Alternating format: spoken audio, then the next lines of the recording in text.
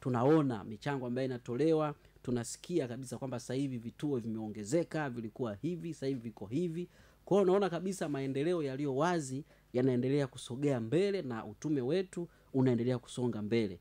Kwa hiyo ni nafasi yako sasa msikilizaji kuona kwamba yale ambayo tunayafanya katika kutegemeza utume wa Radio Maria yanatupa matokeo moja kwa moja, hakuna kuchelewesha.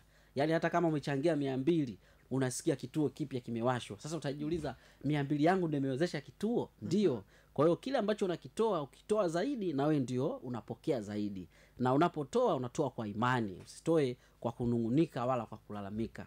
Toa kwa imani na Mungu anakubariki zaidi kwa sababu anakufungulia milango yako ya mbinguni na anakufungulia pia akili za kuendelea kupata wateja wengi, kuendelea kupata fursa nyingi. Kama sio mtoaji, hata biashara yako pia utaona haisogei kwa sababu unategemea nguvu kutoka wapi? Wateja unategemea kutoka wapi? Kwa hiyo unavomtolea Mungu naye anafungua njia mpya za mapato na unaendelea kubarikiwa na utume pia unaendelea kusonga mbele. Na hivyo ndio mpango wa Mungu kwa mwanadamu unavyokuwa, kwamba tukimtumikia, tukimtolea na tukimuomba anatujibu.